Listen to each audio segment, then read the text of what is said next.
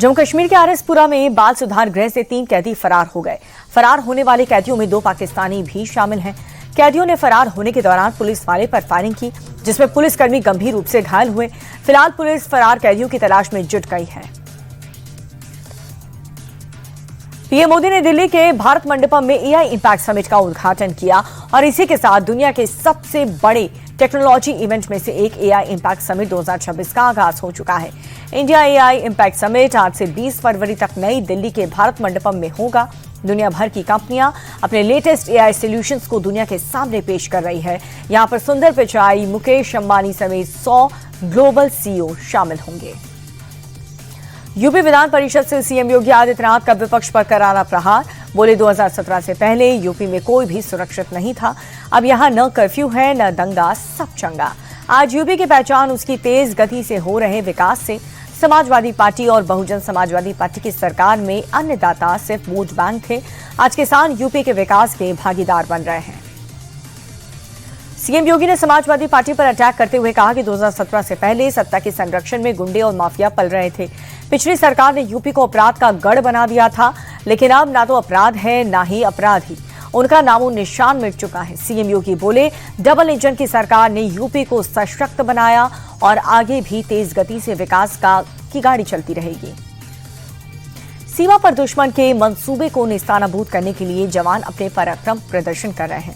पोखरण में southern command के white tiger division की तरफ से एक्साइज वज्रघात का आयोजन किया गया।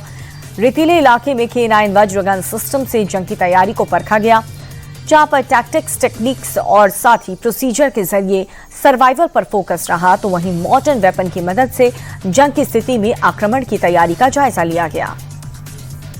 बिहार की नीतीश सरकार ने योगी के एक फैसले को अपने राज्य में भी लागू कर दिया है।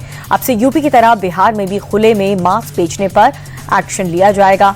सिर्फ लाइसेंसधारी ही मीट बेच सकता है और इसके लिए लाइसेंस को कंपलसरी भी कर दिया गया। डिप्टी सीएम विजय सिन्हा ने 2 टूक कहा कि सरकार का आदेश न मानने वालों पर सख्त कार्रवाई की जाएगी। बिहार में राशन कार्ड धमाधारकों के लिए एक बड़ी खबर सामने आई। राज्य सरकार ने करीब 33,25,000 अपात्र लोगों के नाम राशन कार्ड की सूची से हटाने की तैयारी कर ली। जांच में ये पाया गया कि हजारों लोग संपन्न होने के बावजूद गरीबों का हक मार रहे थे। नियमों के मुताबिक जिनके पास 4 पहिया वाहन है, जो आयकर भरते हैं या बड़ी कंपनियों में ऊंचे पदों पर हैं, उनके नाम काटे जा रहे हैं। केंद्र सरकार की संदिग्ध सूची के आधार पर अब तक 51 लाख लोगों की जांच पूरी हो चुकी है और अब तक 4 लाख से ज्यादा नाम हटाए जा चुके हैं और ये कार्रवाई पूरे राज्य में चरणबद्ध तरीके से जारी रहेगी। चेक बाउंस केस में बॉलीवुड एक्टर राजपाल यादव को बड़ी राहत मिली है। दिल्ली हाईकोर्ट ने राजपाल यादव को 18 मार्च तक के लिए अंतरिम जमानत दे दी है और इसके लिए राजपाल यादव ने शिकायतकर्ताओं के अकाउंट में 1.5 करोड़ रुपए जमा करवा दिए। कोर्ट ने राजपाल यादव को अपना पासपोर्ट सरेंडर करने के लिए कहा और आज डॉक्यूमेंटेशन क्लियर होने के बाद कल तक वो तिहाड़ जेल से बाहर आ सकते हैं।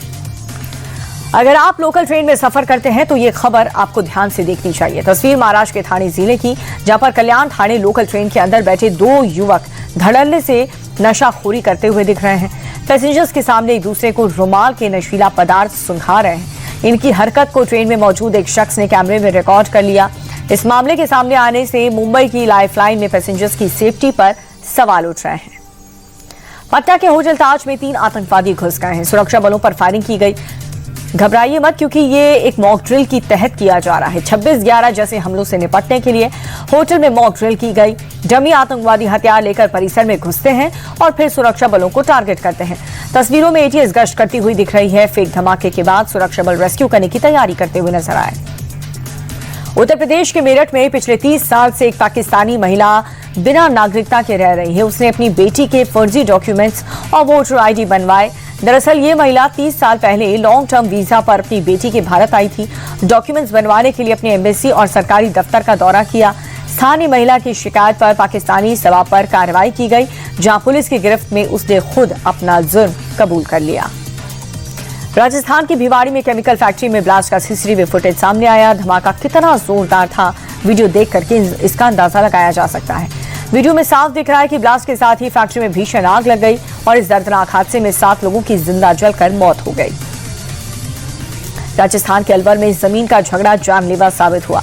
प्रॉपर्टी के विवाद को लेकर के एक ही परिवार के 2 पक्ष आपस में भिड़ गए। लड़ाई के बीच एक शख्स के बल गिर गया और गंभीर चोट लगने से उसकी मौके पर ही मौत हो गई।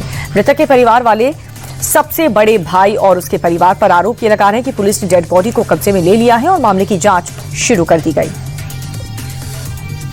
हमारे देश की महिलाएं रोटी बनाती भी हैं और कमाती भी हैं और अब बेटियां ड्रोन भी उड़ा रही हैं। गुजरात के कच्छ की भीमानी खेतों में ड्रोन उड़ाती हुई दिख रही हैं। नमो ड्रोन दीदी स्कीम से इन्हें ट्रेनिंग मिल रही है। ड्रोन खरीदने के लिए सब्सिडी दी गई और अब नीलाम्बेन भीमानी ड्रोन के जरिए खेतों में कीटनाशक और फर्टिलाइजर का छिड़काव कर रही हैं और इससे उनकी सालाना इनकम में भी काफी ज्यादा इजाफा हुआ। यूं तो उज्जैन के बाबा महाकाल के दरबार में हर दिन श्रद्धालुओं का तांता लगा रहता है, लेकिन महाशिवरात्रि के दिन साल में सिर्फ एक बार दोपहर के समय भस्म आरती भी की जाती है।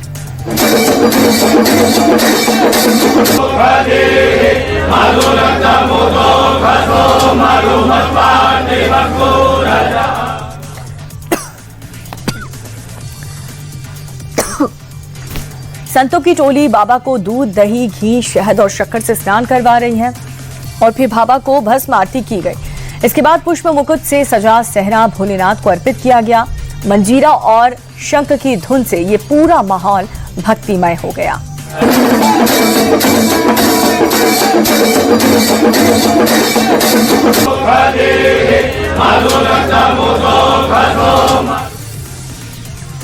शेयर मार्केट हरे निशान पर बंद हुआ। सेंसेक्स करीब 650 अंक बढ़कर के 83,277 पर बंद हुआ। वहीं निफ्टी भी 211 अंक बढ़कर 25,682 पर बंद हुआ।